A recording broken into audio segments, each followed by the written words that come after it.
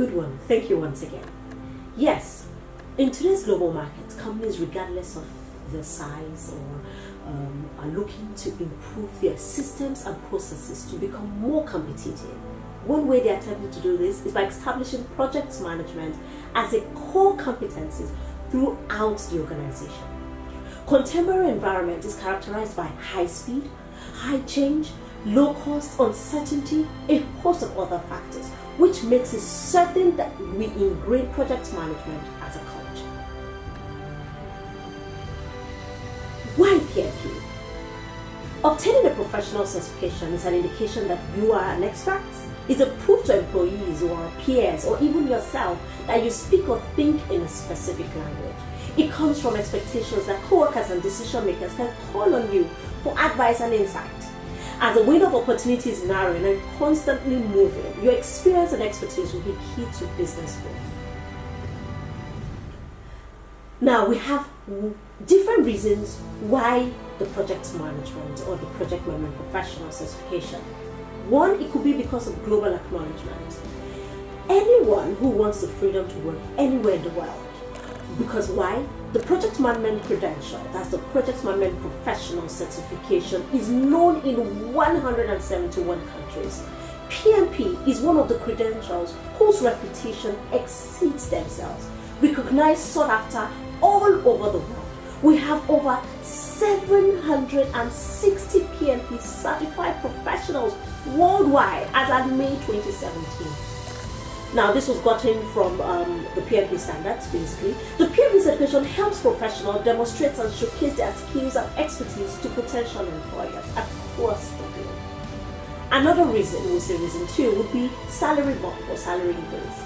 If you're wondering why we get a PMP certification, you should know that PMP holders typically enjoy a dramatical spike in salary once they become certified PMPs. An average PMP professional earns about 17% more than a non-certified counterpart. That was done by the Salary Survey 8th edition released in July 2017. PMP certified professionals earn a median salary of $111,000 per year. Another reason three, will say better job opportunity. PMP certification holders open better career avenues and provide professionals with greater job opportunities in project management worldwide. According to PricewaterhouseCoopers Salary Survey, 80% of high-performing projects once they're PMP certified. PMI Pulse, that's professional study, organizations with more than 35 PMP certified project managers demonstrate even much better performance in projects down without the credentials themselves. Another good reason is expand your market reach. PMP certified holders are global yet closely knitted community. There are many project management forums and online platforms that attract PMP professionals from across the globe who are willing to showcase their skills, their insights, pool of experiences, helping everyone stay abreast with the latest industry developments and trends. Another would be for the organizations. That's one of the fifth reasons. Trained PMP managers maximize the company's return on investments, that's ROI. Another is higher profit margins and on-time project delivery. The full meaning of project management. The full meaning of PMP. Okay, good. PMP is also known as the Project Management Professional. That's PMP. It's the most important industry-recognized certification for project managers. PMP is from an institute called the PMI. PMI is a Project Management Institute. You find PMP's leading projects in nearly every country, and unlike other certifications that are focused on particular geography or domains, the PMP is truly global. What are some of the requirements for PMP? Okay, very well. There are three main requirements for you to get the PMP or the Project Management Professional. One, you should have the project management experience. Another, you should have a formal education, formal educational training which J.K. Michaels actually offers and they're really good at.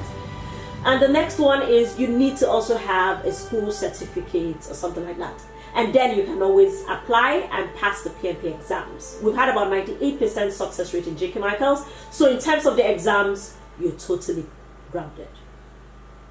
The PMP exams is based on the PMBOK edition, and it changes every 4 years. So therefore, you need to attend a formal educational training, which explains the concepts of the project management body of knowledge, which we call the PMBOK.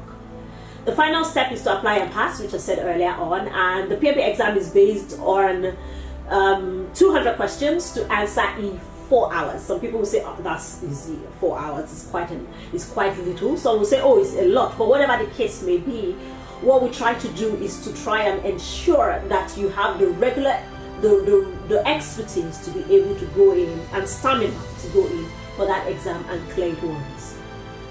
But some people have asked me, peradventure we failed the exams. Well, you're given 3 attempts in a row. So if you don't pass those 3 attempts in a year, they'll tell you, hold on, wait for a year, and then you can apply again, right? But once you pass and you're now a project management professional, the next is for you to add PMP at the back of your name. So at the back of your resume, your emails, your signature, or any other publications, you're free to do that. So you could have BC, PMP, Tiwa, PMP, John, PMP, and so on and so forth. Don't be upset if you didn't call your name. So what are the benefits of the Project Management Professional certification? Okay, now, the PMP certification offers quite a lot of benefits. Some of the benefits could be it allows your commitment to learn and acquire new skills. It demonstrates your professional achievements. It makes you a more appealing job candidate, obviously. It boosts your self-confidence. It also increases your employer's confidence in you. It boosts the client's confidence in you as well as your organization. What is the other certification offered by PMI? Okay, good, PMI. Other certifications as for today, the other credentials that we know of, about 8 of them. The certifications are Certified Associate in Project Management, which is called CAPM. CAPM is almost the same with that of the Project Management Professional, which is the PMP. The difference between the CAPM and the PMP is actually the working experience. So if you have less than 3 years working experience, you can go ahead to do the CAPM. But if you have more than 3 years working experience, you probably have to do the PMP. The next is the Program Management Professional, we call the PGMP. We also have Portfolio Management as well. We also have the PMI Agile Certified Professional, that's ACP, that's a fantastic one. And we also have another we call the PMI Business in Business Analysis, we call the PMI PBA. Another is the Risk Management as well, PMI Risk, which we call it the RMP. And we have the Scheduling Professional, we call it SP, PMI SP. So what's needed to become a PMP? There are 3 things to be eligible for PMP. You need to meet 1, educational background, 2, professional background as well, and then 3, you need to attend a training, a project management training. That's where JK Michaels comes in. Now let's take them one after the other. For the first one, which is educational background, now you probably have a BSc or an MBA or a doctorate or whatever method or whatever educational background you have, whatever be the case. If you have either the BSc, the BSc, we have the MSc or MBA or whatever method you have or whatever curriculum or educational background you have, that's fine. Then you need 3 years working experience. 3 years working experience is what you need. But that working experience, PMI breaks it down into 4,500 hours of project-related experiences.